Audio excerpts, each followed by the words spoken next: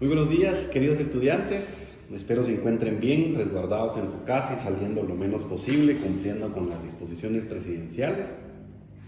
Y que pues en medio de todo esto pues puedan ir avanzando ustedes en su estudio, en las diversas materias que ustedes reciben en la carrera, y pues que podamos ir avanzando también con nuestra materia que es Derecho Constitucional. Entonces, la semana pasada iniciamos el tema acerca de la teoría de la Constitución, ¿verdad? Ustedes resolvieron un cuestionario relacionado con esto y hoy pues vamos a continuar con este tema, ¿verdad? De la teoría de la Constitución. Recuérdense que parte de la teoría de la Constitución, además de qué es, sus conceptos, su clasificación, qué contiene todo lo que es la teoría de la Constitución,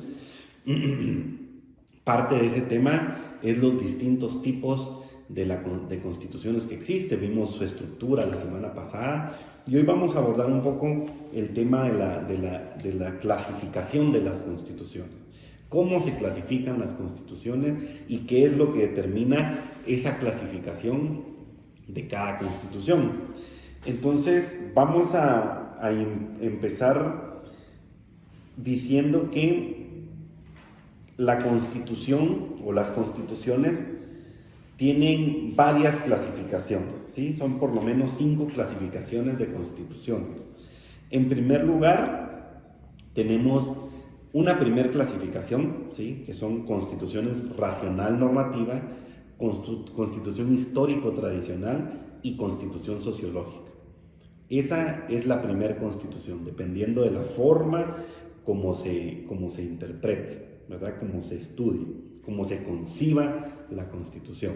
Entonces, esa primera clasificación, según la forma como se concibe, decimos que es racional normativa, histórico-tradicional y la sociológica. ¿En qué consiste cada una? Pues la racional normativa concibe a la Constitución como un complejo normativo, es decir, como un cuerpo normativo, ¿sí? Un conjunto de normas, ¿sí? Establecidos una sola vez y que de manera total, exhaustiva y temática establecen las funciones fundamentales del Estado, ¿sí? ¿Cómo concibe la Constitución una Constitución racional normativa? Un conjunto sistematizado de normas, ¿verdad? Escritas por una sola vez y que definen las funciones del Estado. Y además de eso, regulan a sus órganos, ¿verdad? Regulan a sus órganos estableciéndoles las competencias y las relaciones que hay entre ellos, ¿sí? Este tipo de constitución pues se ha visto influenciado por distintas variables, como lo es el justnaturalismo, el positivismo, ¿verdad? El justnaturalismo que concibe a la Constitución como una Constitución positiva que garantiza los derechos individuales de las personas y sobre todo la división de los poderes. Y el positivismo que sostiene que cualquier Constitución debe contener, valga la redundancia, el contenido político, ¿sí? De un Estado. Es decir, el contenido de la Constitución debe ser político, ¿sí? Entonces, las constituciones, una constitución racional normativa tiene 3 características fundamentales. Primero, es considerada una norma fundamental del ordenamiento jurídico. En segundo lugar, es producto de la razón humana, ¿sí? Es decir, el ser humano, por medio de su razón, plasmó en un documento escrito esas normas que regulan al Estado. Y en tercer lugar, está identificado como una ideología determinada. Generalmente es el liberalismo. Ya vimos los tipos de constitucionalismo que existen, ¿verdad? Entonces, tres características de la Constitución racional normativa: considerar una norma fundamental del ordenamiento jurídico, producto de la razón humana e identificada con un idealismo o con una ideología, ¿verdad? Determinada, que por lo regular es el liberalismo. Luego tenemos la Constitución histórico-racional. Y esta Constitución histórico-racional se concibe más bien como una reacción contra el racionalismo o contra el concepto racional de constitución. Y esta Constitución histórico-tradicional se dice que es resultado de la evolución y la transformación histórica dentro de una sociedad. O sea, es resultado de todos los eventos que se van dando dentro de una sociedad que dan lugar a cierto tipo de normativa. Es decir, los eventos históricos que se van dando han hecho y permitido que se tenga una constitución. Y que se vayan incorporando ciertas normativas a un texto que regulen esas relaciones sociales que se han ido transformando. De este modo, es la tradición y no la ley quien gobierna la sociedad. Es decir, son usos y costumbres de las personas que se van volviendo ley y es lo que ha determinado la forma en que se regulan las relaciones, ¿sí? Este tipo de constitución, la histórico-tradicional, tiene 4 características principales. En primer lugar, se produce como una reacción en contra del concepto racional de constitución. Segundo, es la afirmación de la idea de conservadurismo frente al liberalismo. Tercero, es un orden que proviene del pasado, es decir, de vivencias y fenómenos sociales del pasado. Y cuarto, que la tradición es la que gobierna la sociedad y no la ley, ¿sí? Entonces tenemos 4 características. Se produce como reacción al racionalismo, es la afirmación de la idea conservadora frente al liberalismo, es un orden que proviene del pasado, y la tradición es la que gobierna la sociedad. Ampliando un poco la segunda característica en cuanto a la afirmación de la idea conservadora sobre el liberalismo, se refiere a que esta idea conservadora concibe todo el desenvolvimiento histórico de una sociedad como un mero desarrollo del pasado, ¿sí? Como un mero desarrollo del pasado, que reconoce a la libertad como un rol, como una característica orientadora de la historia, Y eso permite que la Constitución se vaya formando y conformando de esos fenómenos sociales del pasado, ¿sí? Es decir, que conserva su esencia conforme a esos fenómenos del pasado, y es así como se va formando la Constitución. Entonces, por eso dice que es una afirmación de la idea conservadora frente al liberalismo, que lo que pretende es la total libertad en cuanto a que el Estado no intervenga en ciertas relaciones de los particulares, ¿verdad? Entonces, a eso se refiere esa segunda característica. Y luego tenemos la constitución sociológica. ¿Se acuerdan que dijimos que en esta primera clasificación, según cómo se concibe, estaba la racional normativa, histórico-tradicional y la sociológica? Pues la sociológica establece que la Constitución es resultado, ¿sí?, de las condiciones sociales, jurídicas e históricas de un país determinado. Es decir, conforme está la sociedad, así va a ser su Constitución, ¿sí? Es decir, tiene relación y surge de la estructura social que hay en el Estado. Es decir, no es ni resultado del pasado y de los hechos del pasado, ni resultado de la razón del humano que puso una norma en la Constitución, sino es resultado de la estructura de la propia sociedad, que dice, bueno, así estamos estructurados, entonces así lo vamos a plasmar en nuestra Constitución, ¿sí? Es decir, es la infraestructura del Estado la que prevalece y que va a ser plasmada en una Constitución, ¿sí? En ese sentido, solo esa estructura del Estado es la que va a ser capaz de conseguir el bien común, es decir, la finalidad del Estado. Porque es la estructura la que determina, ¿sí?, el contenido de la Constitución. Entonces, este tipo de Constitución tiene 2 características principales, ya como resumen. En primer lugar, es resultado de las condiciones sociales, jurídicas e históricas de un país determinado. Y en segundo lugar, es inseparable, es decir, el contenido de la Constitución es inseparable de la estructura del Estado. Muy bien, luego tenemos una segunda clasificación en cuanto a si están contenidas en un documento o no, ¿sí? Y aquí se clasifican en constituciones escritas y no escritas. Las constituciones escritas, pues, por lógica y como su nombre lo dice, son aquellas que contienen una serie de normas legisladas, ¿sí?, solemnemente promulgadas, y a las cuales debe ajustarse la conducta del Estado, pero que están plasmadas en un texto material, ¿verdad?, en un documento que las contiene.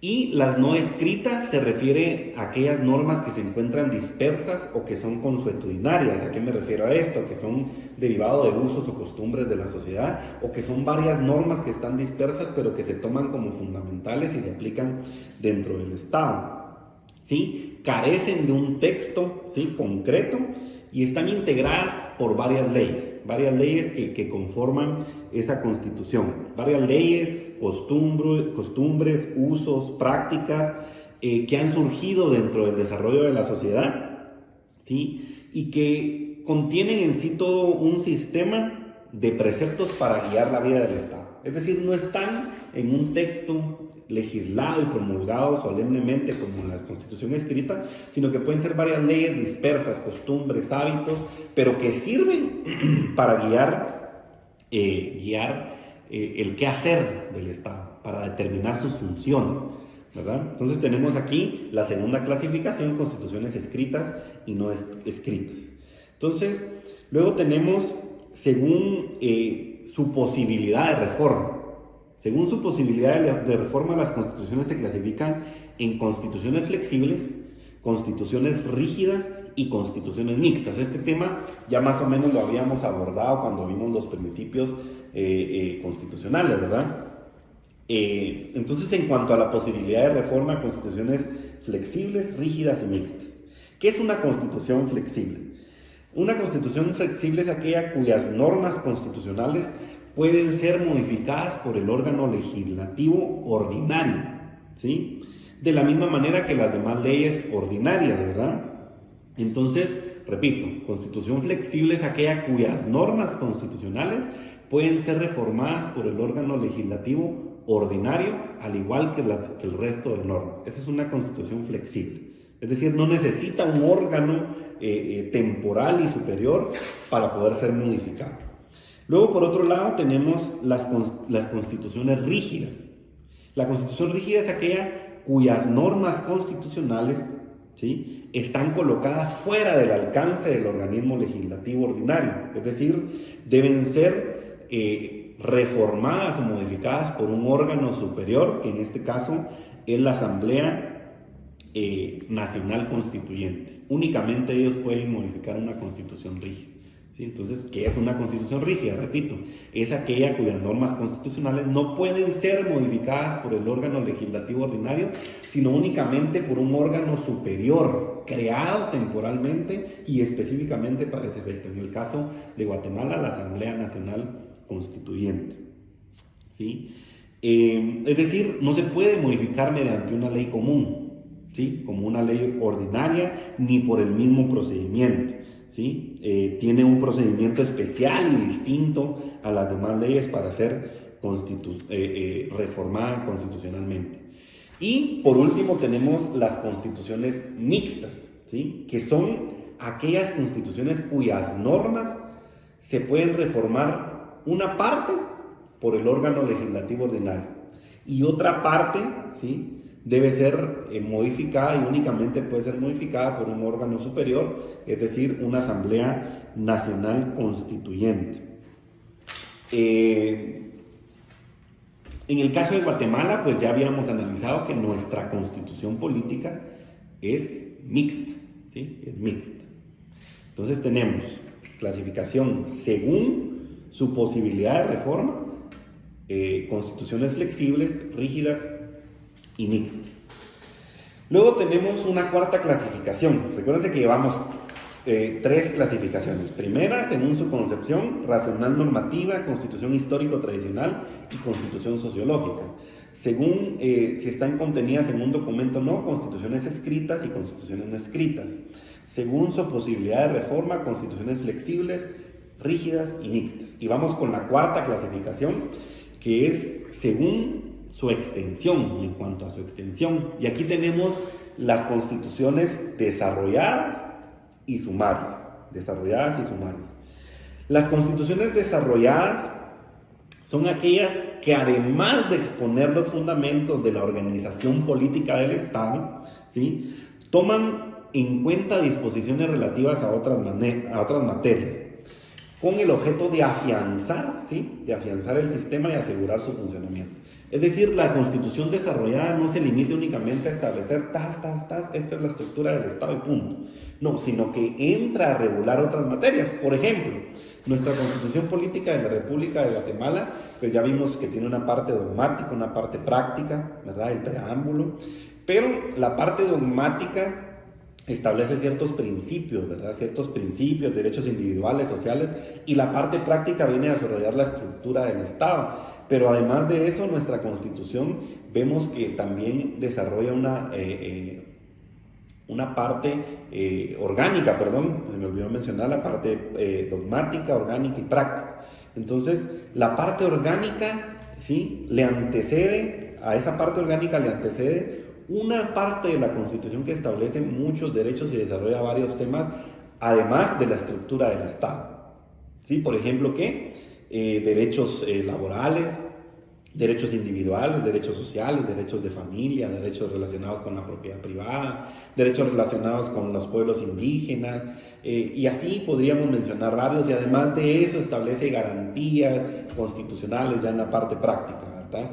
Garantías constitucionales y mecanismos para la defensa de la Constitución. Entonces, nuestra Constitución es una Constitución desarrollada. Porque ¿qué dijimos que es una Constitución desarrollada? Es aquella que, además de establecer los fundamentos de la organización política del Estado, entra a regular otros aspectos y otras materias para afianzar el sistema y asegurar su funcionamiento. En el caso de Guatemala vimos derechos laborales, derechos individuales, sociales. Esa es una Constitución desarrollada. Y por otro lado tenemos la Constitución sumaria. Aquella Constitución sumaria es la que únicamente expone los fundamentos, los principios y la organización política del Estado. Solo a eso, no se limita, no se extiende a más, establece fundamentos, principios y organización del Estado, ¿sí? La Constitución de Estados Unidos podría tomarse como un ejemplo de constitución sumaria, ¿sí? Ustedes han escuchado la primera enmienda, la séptima enmienda. Es una constitución muy pequeña que únicamente regula lo fundamental, ¿sí?, del Estado, de su organización, sus principios y fundamentos, nada más. Entonces, esa es una constitución sumaria. Tenemos aquí entonces constitución sumaria y constitución desarrollada. Luego tenemos una quinta clasificación, ¿sí?, una quinta clasificación que esta se clasifica según su origen, ¿sí?, o la forma de su establecimiento. Veamos cómo trajimos las clasificaciones de la Constitución. En primer lugar, según su concepción, ¿verdad?, según su concepción racional, normativa, histórico, tradicional y sociológica. Según si están contenidas en un documento o no, escritas o no escritas. Según su posibilidad de reforma, rígidas, flexibles y mixtas. En cuanto a su extensión o según su extensión, sumarias y desarrolladas. Y finalmente tenemos una clasificación según su origen o su forma de establecimiento. Y aquí tenemos tres tipos de constituciones. Tenemos constituciones otorgadas, constituciones pactadas y constituciones democráticas. Ya por su nombre nos da un poco la idea a qué se refiere, ¿no? ¿A qué se refiere? Las constituciones otorgadas, o también llamadas cartas, de ahí se origina el término Carta Magna, ¿sí?, se refieren a la concesión, ¿sí?, la concesión que el monarca otorga a favor de sus súbditos. Es decir, el monarca se desprende de ciertos poderes para otorgarle a sus súbditos ciertos derechos, ¿sí?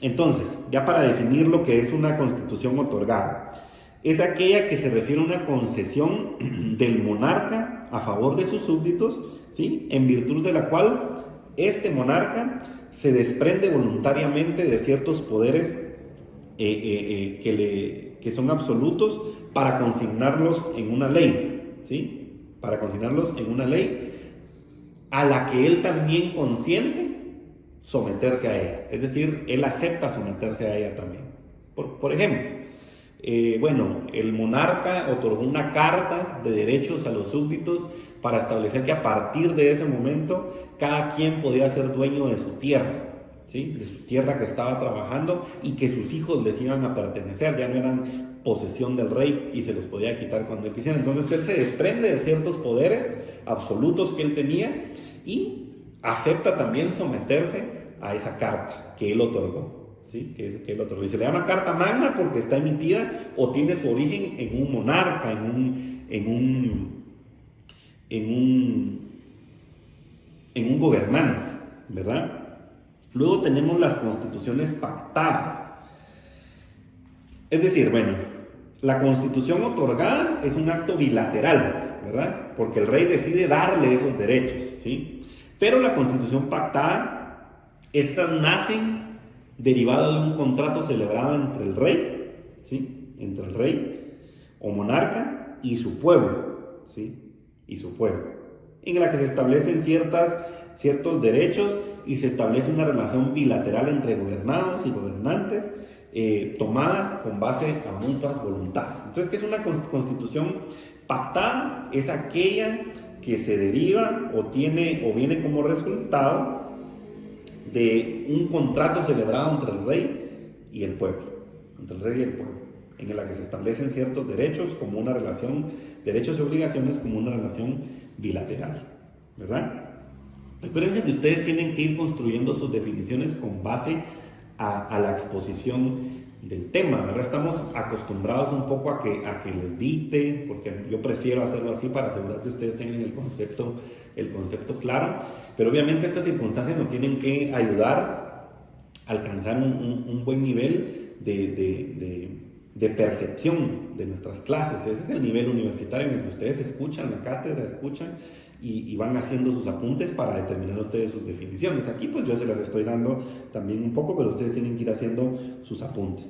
Bueno, luego tenemos las constituciones democráticas. La constitución democrática es la que dicta el pueblo, ¿sí? ¿A través de quién?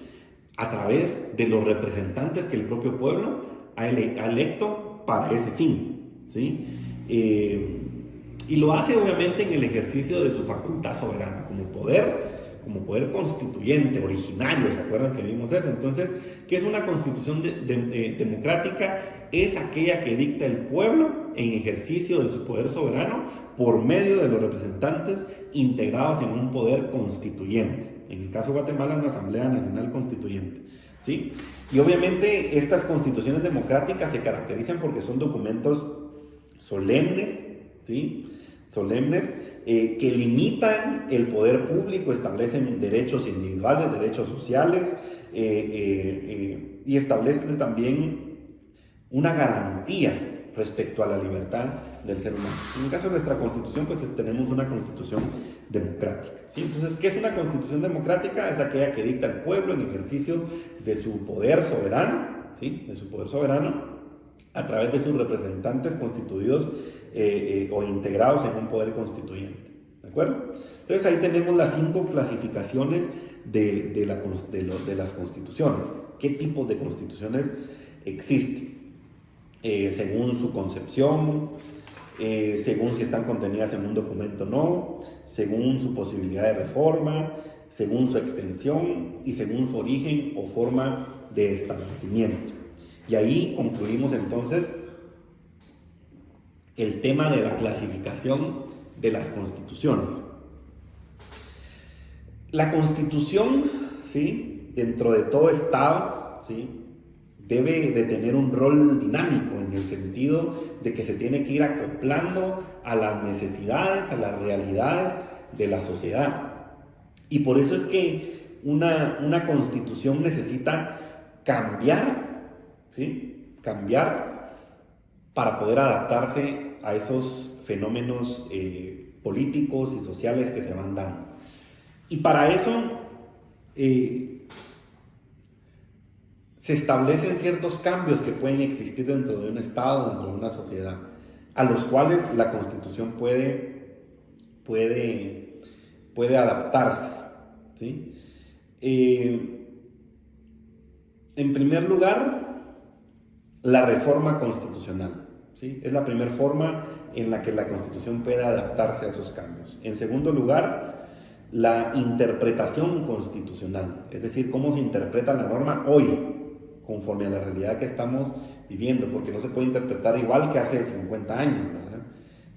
Igual que hace 35 años, igual que hace 33 años que fue promulgada nuestra Constitución, no se puede interpretar de la misma manera. Entonces, esa interpretación constitucional también hace que se adapte a los cambios sociales que se van dando. Luego tenemos la costumbre constitucional, ¿sí? La costumbre constitucional. Y por último tenemos los movimientos violentos, como un golpe de Estado, un rompimiento del orden constitucional, etcétera, etcétera. Entonces, vamos a entrar a ver el tema de la interpretación constitucional, que se refiere prácticamente a un proceso de adecuación de la norma a la realidad y viceversa, un proceso de la realidad a la norma. Pero ¿qué es la interpretación jurídica, la interpretación, en este caso, constitucional? La interpretación constitucional está contenida dentro de una disciplina científica que se llama hermenéutica jurídica. Yo estoy seguro que la van a escuchar mucho estos términos a lo largo de su carrera, la hermenéutica jurídica. ¿Qué es la hermenéutica jurídica? La definimos, es una disciplina científica cuyo objetivo es el estudio y la sistematización de los principios y métodos interpretativos, ¿sí? En primer lugar, entonces decimos es una disciplina científica, ¿sí? Cuyo objetivo es el estudio y la sistematización de los principios y los métodos interpretativos. Disciplina científica, ¿cuál es su objetivo? Estudio y sistematización ¿de qué? De los principios y métodos interpretativos. Esa es la hermenéutica jurídica, ¿sí? Se los hago así bien claro porque por lo regular confunden la hermenéutica jurídica con la interpretación. Porque la interpretación como tal, ¿sí? Es una actividad intelectual, ¿sí? Encaminada a determinar el significado de una norma, y en nuestro caso de una norma constitucional. Entonces, ¿qué es la interpretación jurídica? ¿Sí? Es una actividad intelectual encaminada a determinar, ¿sí?, el significado de una norma jurídica, y en nuestro caso de una norma constitucional. Entonces, ¿se dan cuenta de la diferencia? La hermenéutica es una disciplina científica. ¿Qué establece o cuál es el objetivo de la hermenéutica jurídica? El estudio y sistematización de los principios y métodos de interpretación jurídica, ¿sí? En cambio, la interpretación jurídica está dentro de la hermenéutica, es parte, es campo y objeto de estudio de la hermenéutica jurídica. ¿Y qué es la interpretación? Es ya la actividad intelectual que se realiza para poder determinar el significado de una norma jurídica. En el derecho constitucional, esa interpretación que se hace se realiza por medio de tres mecanismos importantes, ¿sí? Tres mecanismos importantes: interpretar, integrar y construir, ¿sí? Interpretar, integrar y construir. ¿A qué se refiere interpretar? Interpretar es como desentrañar, descubrir el significado y el sentido de un texto normativo, descubriendo y explicando el lenguaje utilizado. ¿Qué es interpretar? Desentrañar o descubrir el significado y sentido de un texto normativo, descubriendo y explicando el lenguaje utilizado. Ese es el primer mecanismo que se utiliza para interpretar la Constitución, ¿sí? Para interpretar la Constitución. El segundo es integrar. Integrar significa precisar o establecer la extensión y el significado de la norma dentro de un sistema jurídico que le brinda sentido, ¿sí? Que le brinda sentido. Para esto, pues, se acude a la autointegración, por la vía de la analogía, a la heterointerpretación o a la heterointegración, ¿sí?, a través de los valores y principios que integran la idea política dentro de la sociedad. ¿A qué me refiero con esto? Para explicar. Decimos que integrar, este mecanismo de integrar, es establecer y precisar la extensión y significado de una norma dentro de un sistema jurídico.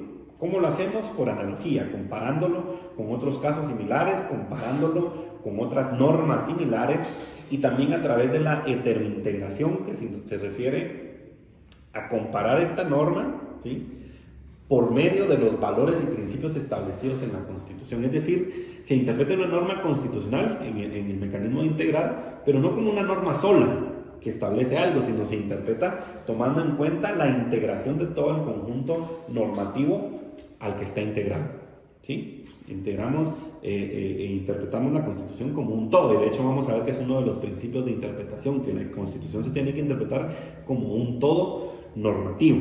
Y por último tenemos el mecanismo de construir, ¿sí? Construir se refiere a descubrir y explicar la intención política que tuvieron los autores, ¿sí?, los autores de la norma, ¿verdad?, respecto a su aplicación a un caso concreto, ¿sí?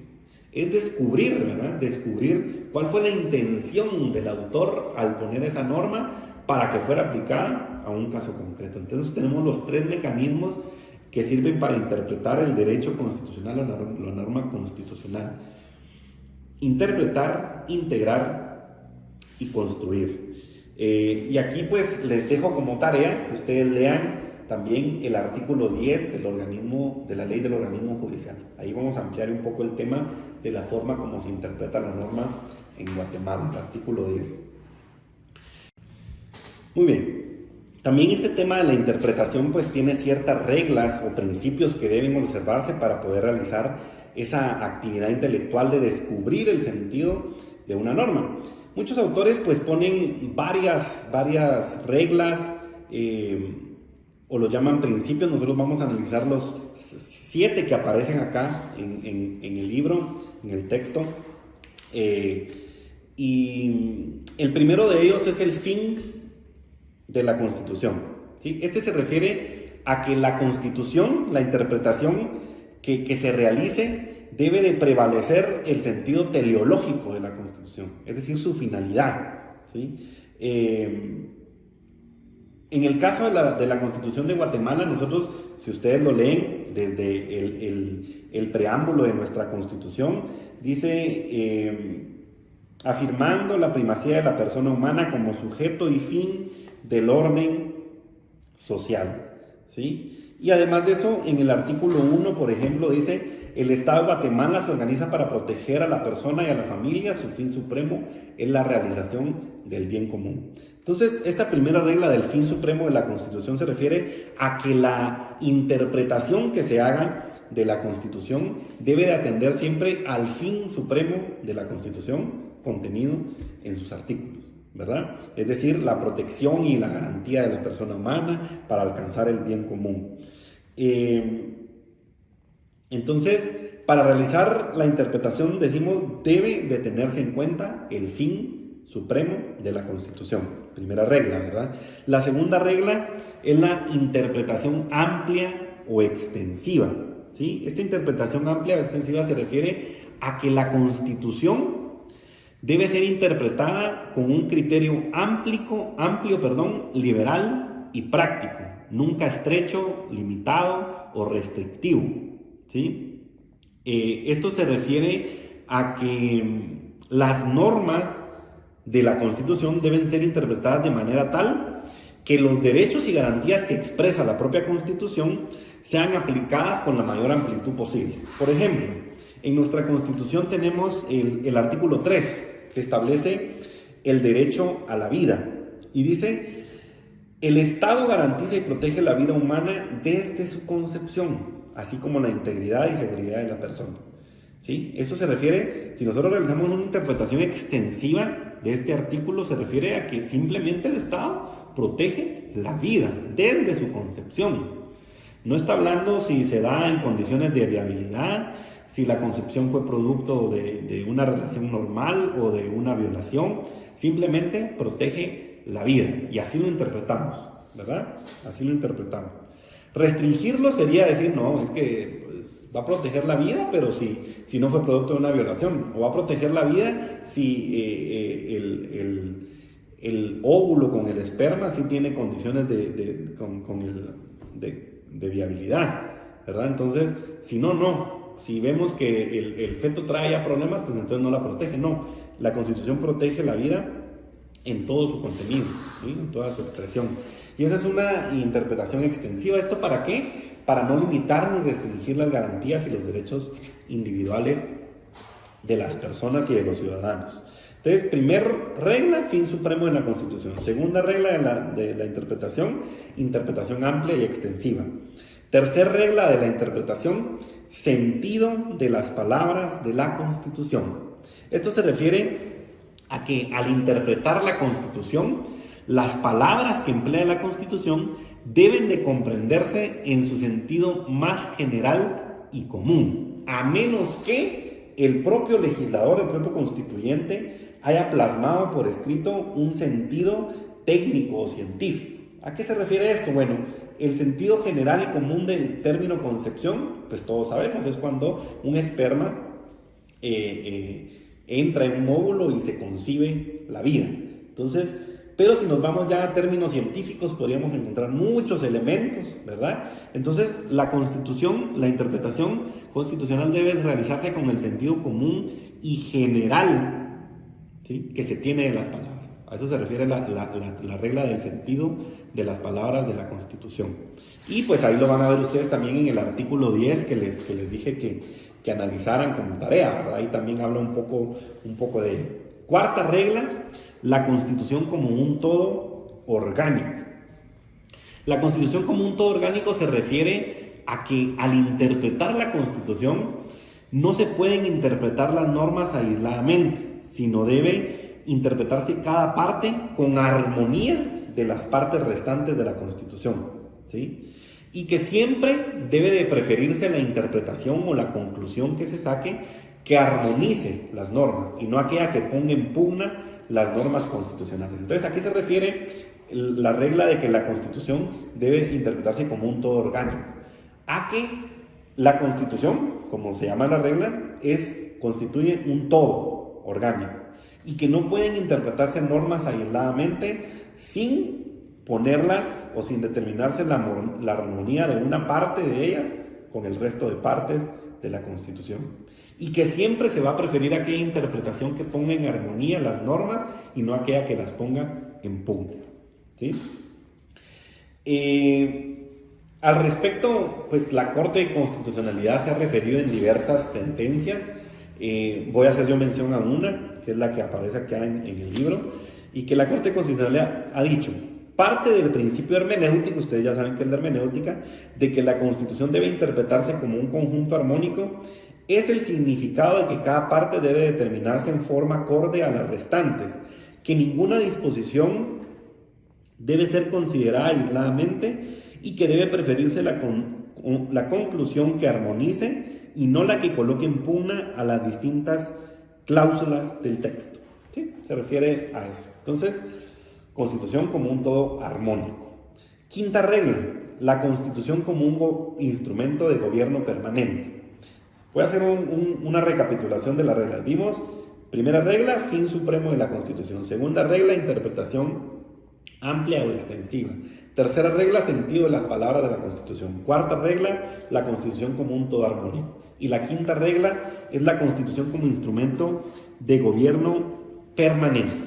Esto se refiere a que al interpretar la Constitución debe realizarse teniendo en cuenta no solamente las condiciones, características, necesidades sociales, económicas del momento en que se promulgó la Constitución, sino también deben tenerse en cuenta las condiciones, características, necesidades sociales, políticas, económicas del momento en el que se va a aplicar la interpretación. Es decir, debemos tener en cuenta los antecedentes que dieron vida a la Constitución, pero también los fenómenos y circunstancias actuales al momento en que se va a interpretar la Constitución. Luego, como sexta regla, tenemos los privilegios y las excepciones. Lo voy a explicar de la manera más práctica para que ustedes lo puedan comprender, porque no hemos estudiado aún los privilegios y excepciones dentro de la Constitución. Los privilegios se refieren a ciertos derechos, ¿sí? Ciertos derechos o cierta extensión de obligaciones a determinadas personas, ¿sí? Determinado grupo social, etcétera, etcétera. Por ejemplo, el derecho de antejuicio es un privilegio del cual gozan únicamente determinados funcionarios, ¿sí? Entonces, este principio establece que los privilegios y excepciones deben de interpretarse de manera restrictiva. Eso establece esta regla, que los privilegios y excepciones deben de interpretarse de manera restrictiva.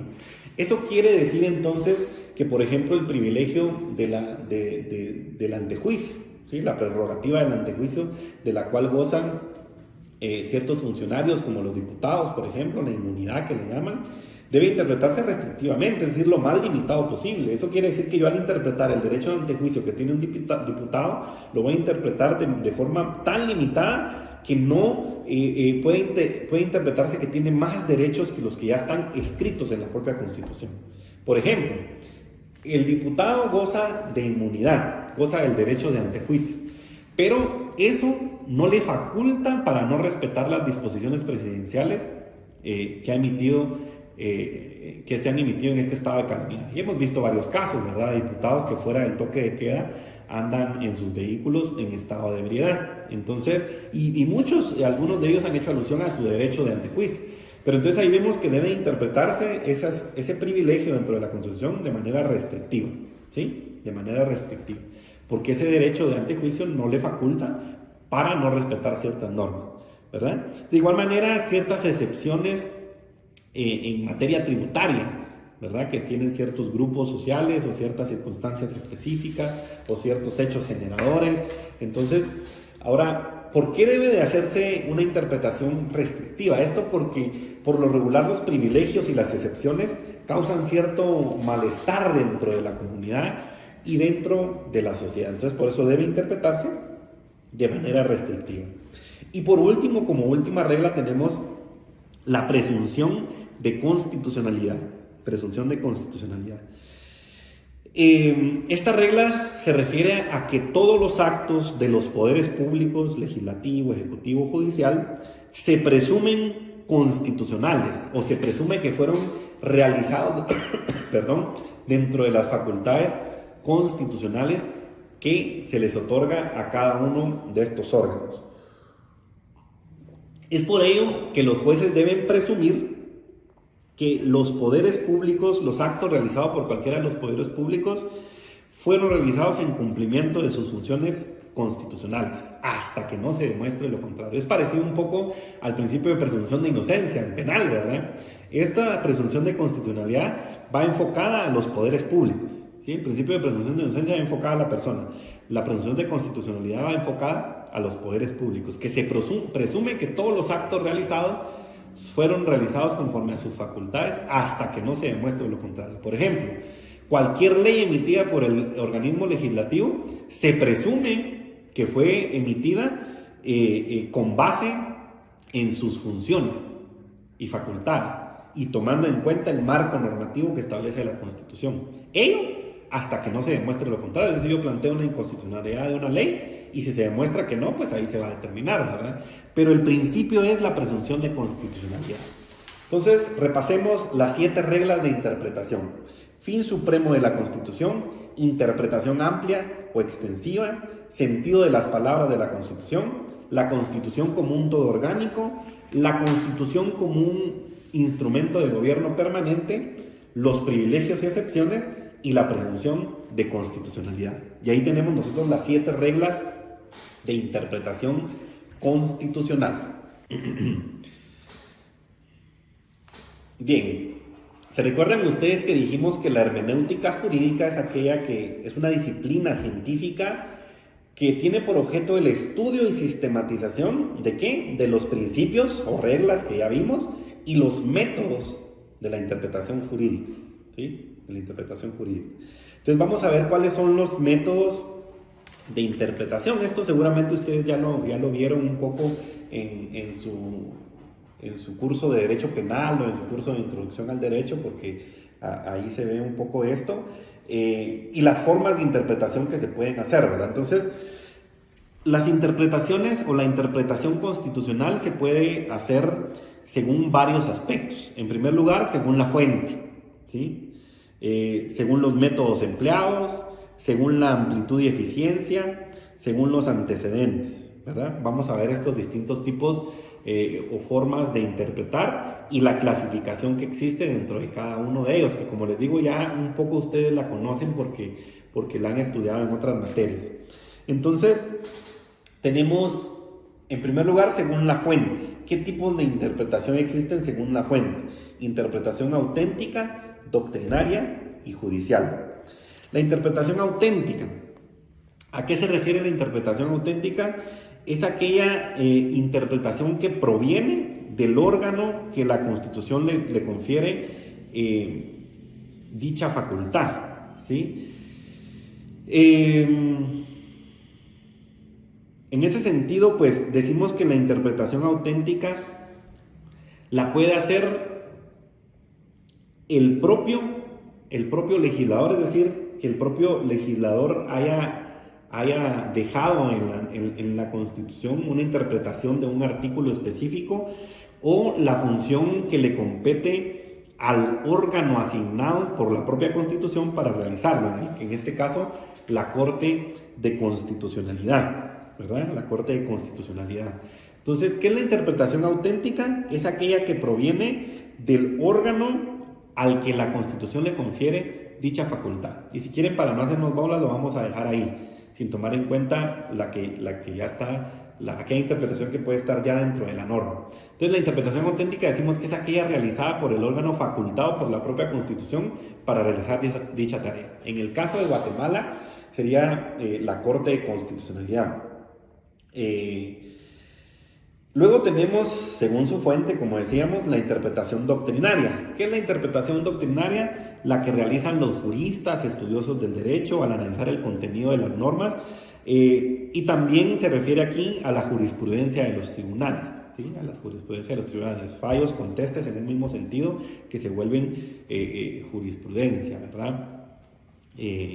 Y que dan una luz para poder interpretar las normas, ¿verdad? Entonces, a eso se refiere la interpretación doctrinaria. Y luego tenemos la interpretación judicial, que es aquella que realizan los jueces y magistrados dentro de la órbita de sus funciones o dentro del marco de sus funciones, y que por lo regular se traduce en decisiones o sentencias, ¿verdad? Entonces, según su fuente, tenemos tres tipos de interpretación. Auténtica, la que realiza el órgano facultado por la Constitución para realizarla, en el caso de Guatemala, la Corte de Constitucionalidad. La doctrinaria, la que realizan los juristas y estudiosos del derecho, ¿sí? Y la judicial, la que realizan los jueces en el ejercicio de su función, que por lo regular se traduce en una sentencia. Luego tenemos, según los métodos empleados para realizar la interpretación. Tenemos en primer lugar la interpretación literal o gramatical. La interpretación literal o gramatical consiste en asignar a las palabras el significado exacto que dichos vocablos tienen en el lenguaje común y ordinario, ¿sí? Es decir, conforme a las definiciones que nos da el diccionario de la Real Academia Española, conforme a la concepción o la idea común que se tiene de ese vocablo, como lo que hablábamos del significado de las palabras, ¿verdad? Y que establece también ahí el artículo 10 de la Ley del Organismo Judicial. Entonces, según los métodos empleados, tenemos en primer lugar la interpretación literal o gramatical, que establece o que es aquella interpretación que se realiza asignando a las palabras empleadas en las normas constitucionales el significado exacto que dichos vocablos tienen en el lenguaje común y ordinario.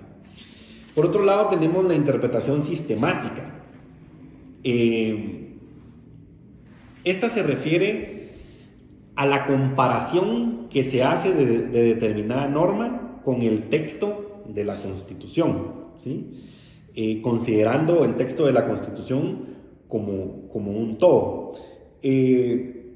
Esto se puede hacer de dos formas. En primer lugar, previniendo el contenido de las leyes futuras, asegurando que estén de acuerdo a la Constitución. Es decir, por lo regular las normas que se emiten van acorde a la Constitución. Entonces, esta interpretación sistemática que se refiere a la comparación que se hace de una norma con una norma constitucional, es que cuando, por ejemplo, el organismo legislativo emite una norma, ¿sí? Hay una comisión dentro del Congreso que revisa que no contravenga ninguna disposición constitucional. Ese es el primer método. Y el segundo es el de analizar todo el ordenamiento jurídico, en el caso de Guatemala, guatemalteco, con el contenido de la Constitución para establecer que ninguna norma contravenga a la Constitución. Pero en conclusión, pues se refiere a que todo el ordenamiento jurídico está forzado a adaptarse y a ser interpretado conforme a los principios establecidos en la Constitución. Entonces, la interpretación sistemática se refiere a la comparación que se hace de una norma con una norma constitucional, ¿sí? Entonces tenemos, según sus métodos empleados, tenemos la interpretación literal o gramatical y la interpretación sistemática o sistematizada, ¿verdad? Tenemos ya entonces dos tipos de interpretación, según sus fuentes, que dijimos que era auténtica, doctrinaria y judicial, y según el método empleado, literal o gramatical y sistemática. Luego tenemos según la amplitud y la eficiencia. Según la amplitud y la eficiencia. Tenemos la interpretación restrictiva, extensiva y analógica. ¿Qué es la interpretación restrictiva? Consiste en entender y aplicar las normas en su sentido más limitado y reducido, como por ejemplo el tema del antejuicio que ya les había explicado yo. La interpretación extensiva se refiere a la aplicación de una norma a su interpretación, pero buscando entender y utilizar el sentido más amplio posible de la norma, ¿sí? El sentido más amplio posible de la norma para que su aplicación sea más amplia. Esto va a depender también del texto que se esté analizando, ¿verdad? Y cómo esté redactado.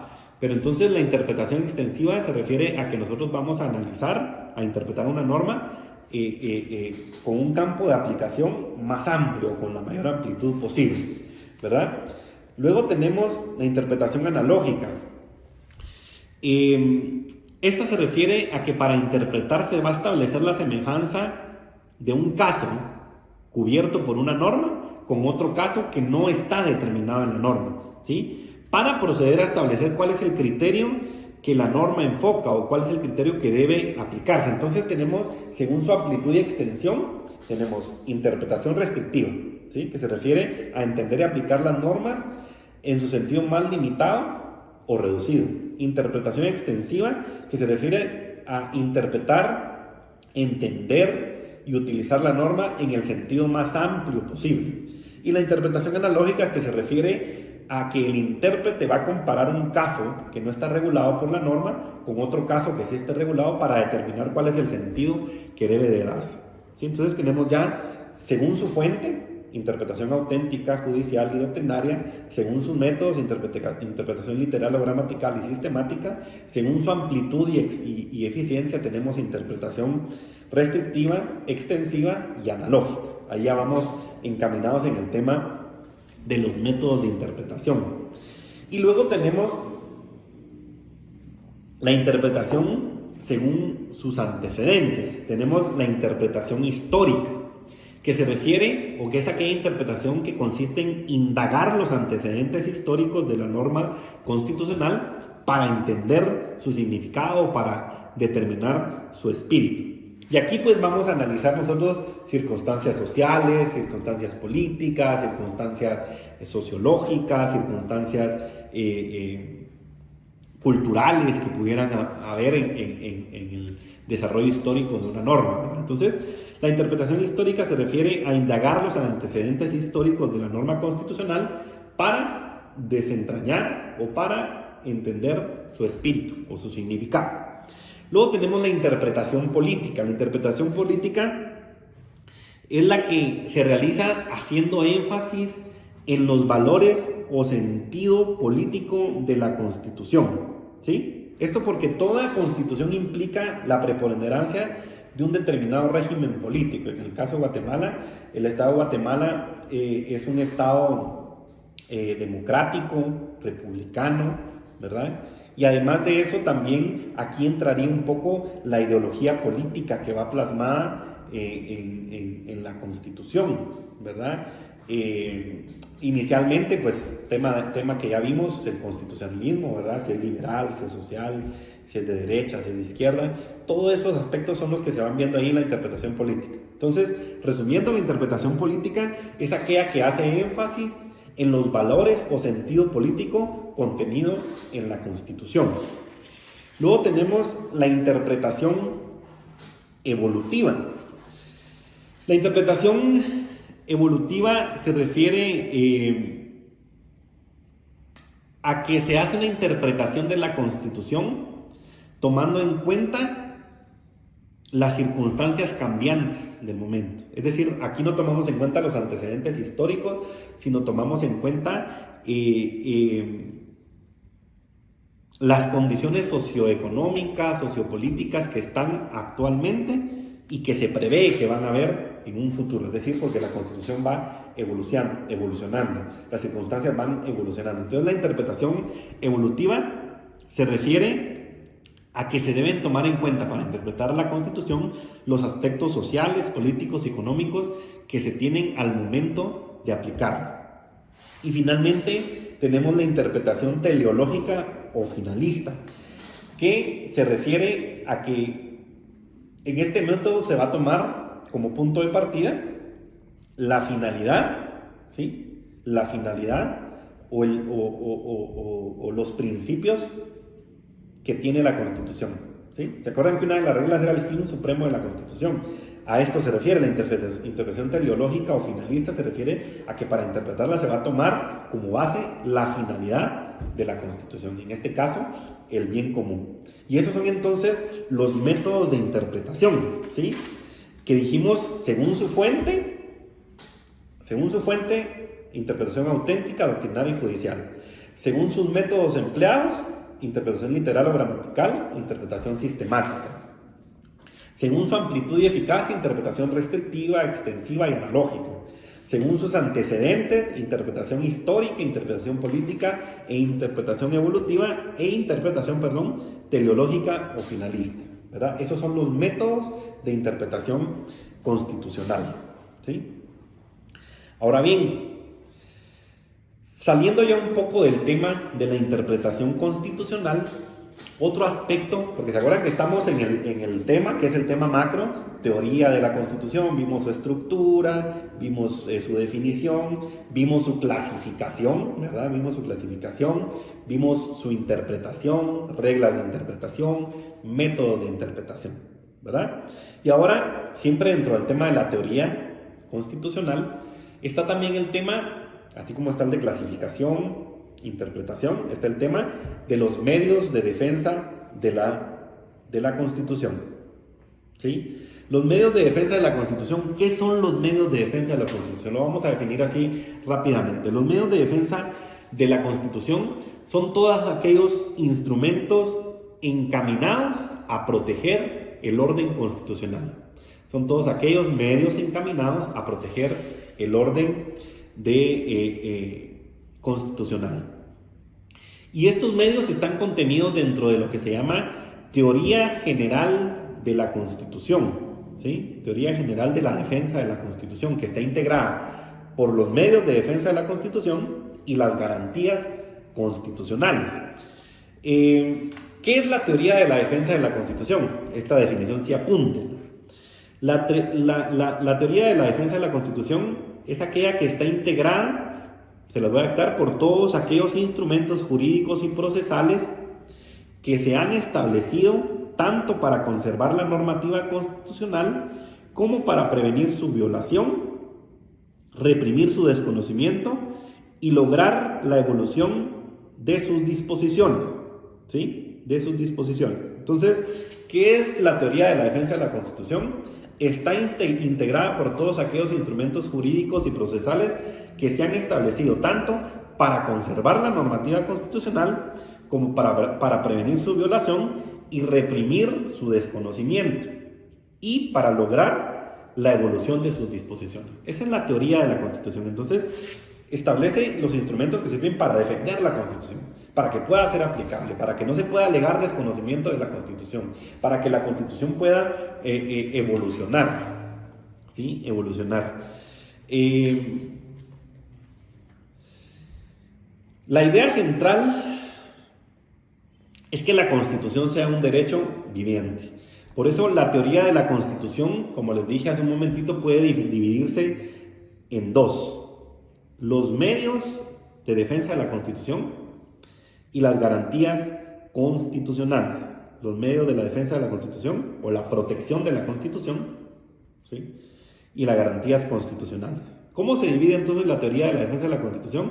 Los medios de defensa de la Constitución o protección a la Constitución y las garantías constitucionales. ¿A qué se refiere los medios de defensa de la Constitución o protección a la Constitución?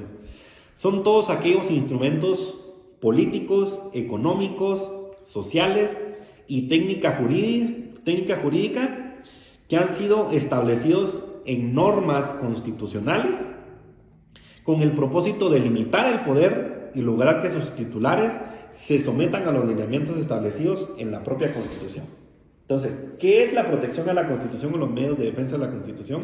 Son todos aquellos instrumentos políticos, económicos, sociales y de técnica jurídica que han sido establecidos en un texto constitucional para lograr que los titulares del poder se sometan a la Constitución. Y por otro lado tenemos las garantías constitucionales, ¿sí? Bueno, si quieren antes les voy a explicar un poco a qué se refiere a estos instrumentos. Instrumentos políticos, por ejemplo, tenemos la división de poderes, controles interorgánicos, ¿verdad? La teoría de los frenos y contrapesos, la organización, toda la organización del Estado. Esos son instrumentos políticos. Económicos y hacendarios son instrumentos que sirven para garantizar la pureza o la transparencia en el manejo de los recursos. Y por eso la propia Constitución establece el tema de la Contraloría General de Cuentas, ¿verdad? El Ministerio de Finanzas, todo este tema. Luego tenemos instrumentos sociales, ¿sí? ¿Qué instrumentos sociales hay que protejan a la Constitución? Por ejemplo, todo lo referente a las limitaciones y ordenamiento jurídico referente a los partidos políticos, ¿verdad? Y luego tenemos instrumentos estrictamente jurídicos, como la rigidez constitucional, que se refiere al proceso de reforma de la Constitución y a aquellos artículos que no se pueden modificar. Entonces tenemos esos instrumentos como parte de los medios de defensa de la Constitución y la protección a la Constitución. Entonces dijimos, la teoría de la Constitución, teoría de la defensa de la Constitución se divide en los medios de defensa de la Constitución o protección a la Constitución, que son estos instrumentos políticos, sociales, económicos, de técnica jurídica, que están establecidos en la Constitución y que lo que permiten es que los titulares del poder se sometan a la Constitución. Y por otro lado, la segunda clasificación de la teoría de la defensa de la Constitución, tenemos las garantías constitucionales, ¿sí? Las garantías constitucionales son medios jurídicos, ¿sí?, de carácter procesal, por lo regular, que están dirigidos a la reintegración del orden constitucional cuando el mismo ha sido violentado por los propios órganos de poder, ¿sí? Por los propios órganos de poder. Entonces, ¿qué son las garantías constitucionales? Son medios jurídicos de carácter procesal que están dirigidos a la reintegración del orden constitucional cuando el mismo ha sido violentado por los propios órganos de poder. ¿Cuáles tenemos en Guatemala? ¿Cuáles garantías contempla nuestra Constitución política? La exhibición personal, el amparo y la inconstitucionalidad de las leyes.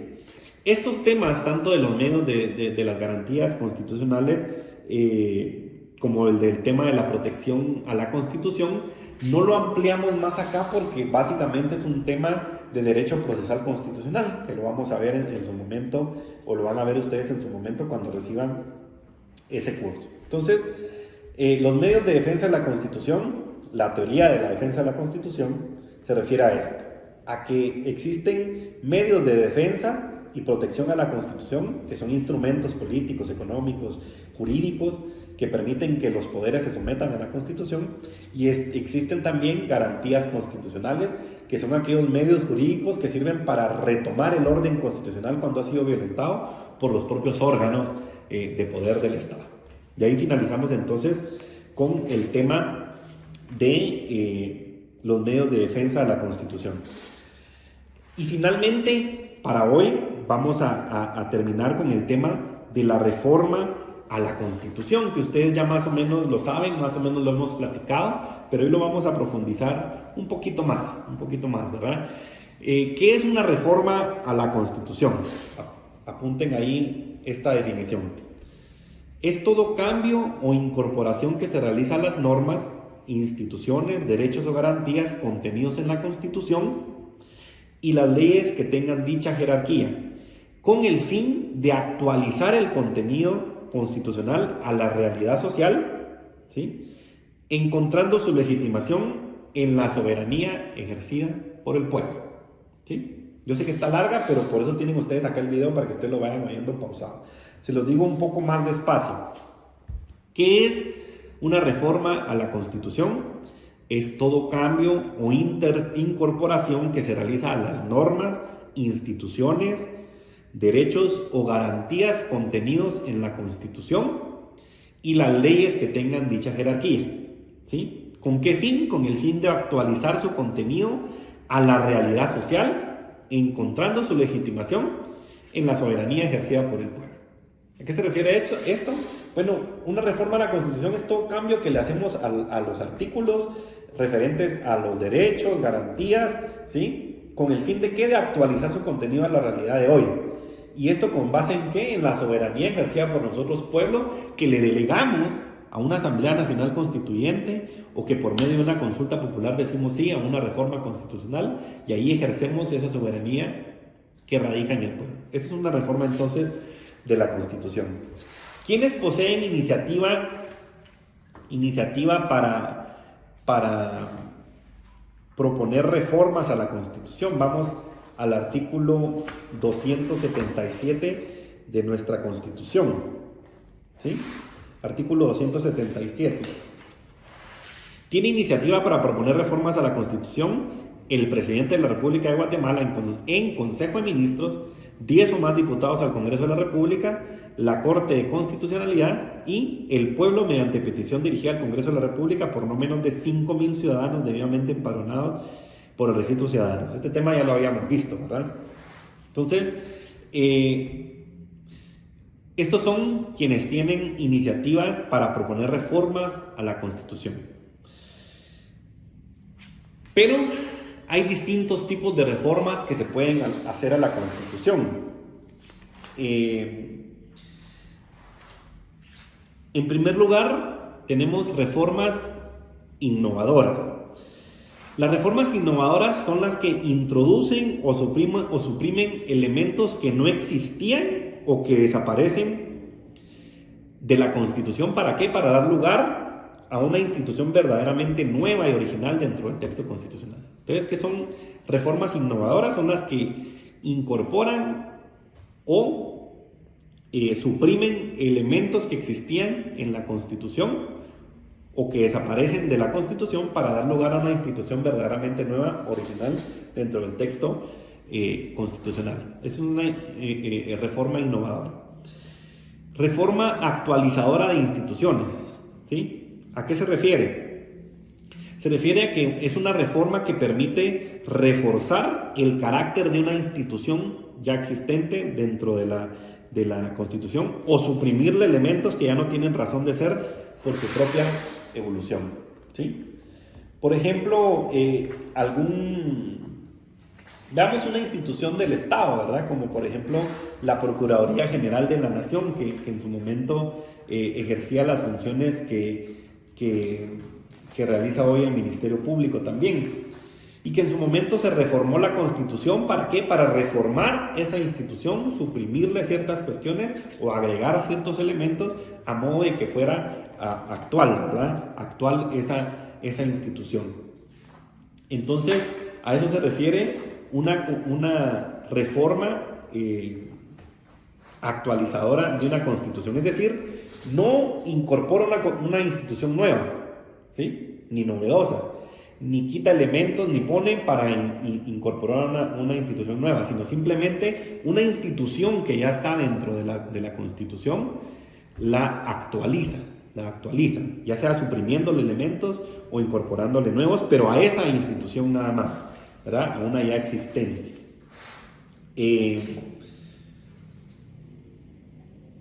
Luego tenemos reformas actualizadoras de texto. Estas, su único objeto es hacer corresponder el presupuesto normativo con la realidad existente. Por ejemplo, voy a poner un ejemplo burdo, que en la Constitución se estableciera en algún artículo que toda comunicación del Estado con las demás instituciones deberá realizarse por medio de telégrafo, ¿verdad? De telégrafo. Es un término que ya casi no se utiliza, entonces podríamos modificar ese artículo para ponerle, bueno, todas las comunicaciones que se realicen entre los órganos del Estado deberán realizarse por el medio electrónico o físico que más adecue a sus necesidades. Bajo, si ustedes quieren, pues, en caso de calamidad, todas las comunicaciones realizadas dentro de los órganos del Estado deberán realizarse por la aplicación Zoom o por un medio que permita el uso de dispositivos electrónicos, qué sé yo. Es actualizar únicamente el texto a la realidad del día de hoy. Luego tenemos reformas explicativas, cuyo fin es, como su nombre lo dice, explicar el alcance y contenido de una norma que ya está expresado en la Constitución, pero quizá no se entiende. Entonces se reforma para que se pueda explicar un poco el texto que ya está establecido en la norma. Y por último tenemos reformas correctivas, que son aquellas que pretenden enmendar las deficientes expresiones en una Constitución o modificar la colocación de los artículos sin alterar su contenido. Entonces, las correctivas pueden darse de dos formas. Una, que modificamos el texto de un artículo para corregir ciertas deficiencias de su redacción, de sus palabras, qué sé yo. O la otra, que es modificar el orden de los artículos, ¿sí? Pero sin alterar el contenido de estos artículos, ¿verdad? Entonces tenemos la clasificación doctrinaria de las reformas a la Constitución. ¿Qué tipo de reformas se pueden realizar doctrinariamente? Esta es una clasificación doctrinaria: innovadoras, actualizadoras de una institución, actualizadoras de texto, explicativas y correctivas, ¿sí? Entonces, ¿cuál es la clasificación doctrinaria de las reformas a la Constitución? Reformas innovadoras, actualizadoras de instituciones, actualizadoras de texto, explicativas y correctivas. Ahora bien, existen ciertos tipos de reformas o una clasificación legal de las reformas que se le pueden hacer o que permite nuestra Constitución. En primer lugar, las que puede realizar únicamente la Asamblea Nacional Constituyente, como un órgano extraordinario y temporal. Las que puede realizar el Congreso de la República de Guatemala, ¿sí?, como un órgano permanente y ordinario.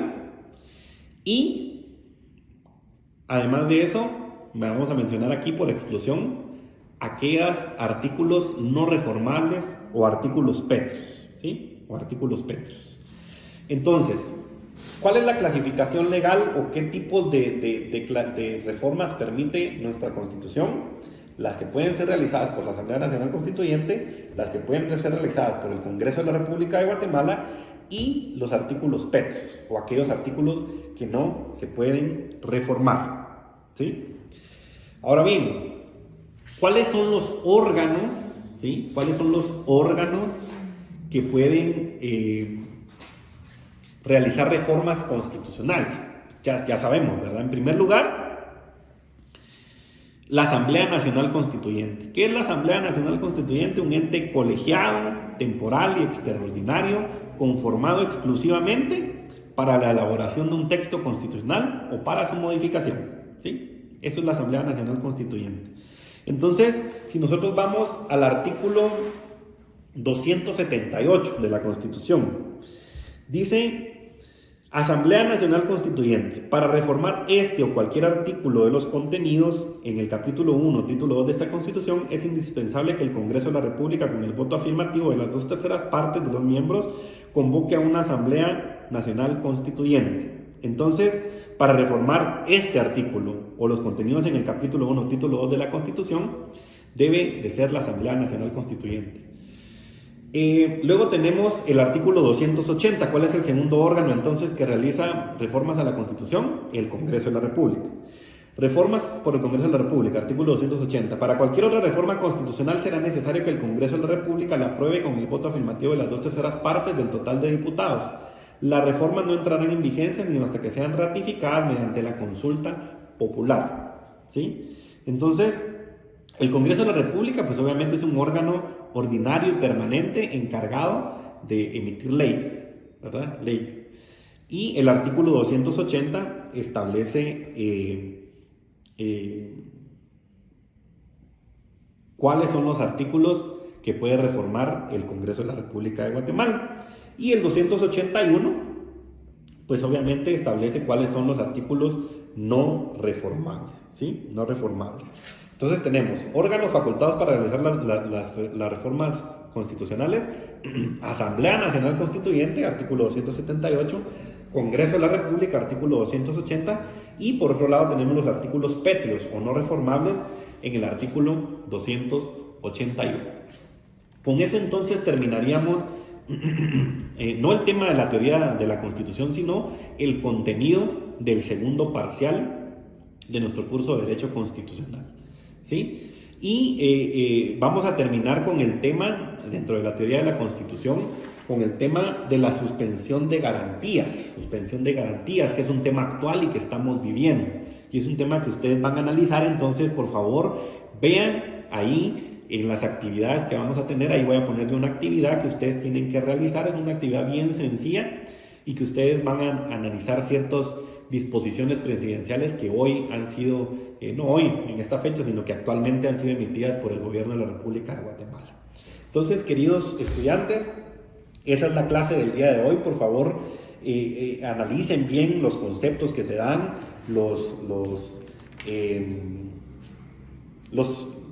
las definiciones que hemos dado acá, ¿verdad? Porque es materia esto del segundo parcial. Para los que tienen el libro de texto, esto está, la clase de hoy está de la página 170 a la página 191. Entonces, que Dios los bendiga, cuídense, cuiden a su familia, acaten las disposiciones presidenciales, salgan solo si es necesario, porque posiblemente viene lo peor de esta pandemia, ¿verdad? Entonces, que Dios los bendiga, que Dios bendiga a sus familias, y pues nos seguimos viendo por los medios habituales. Así que pasen un feliz día y muchas bendiciones.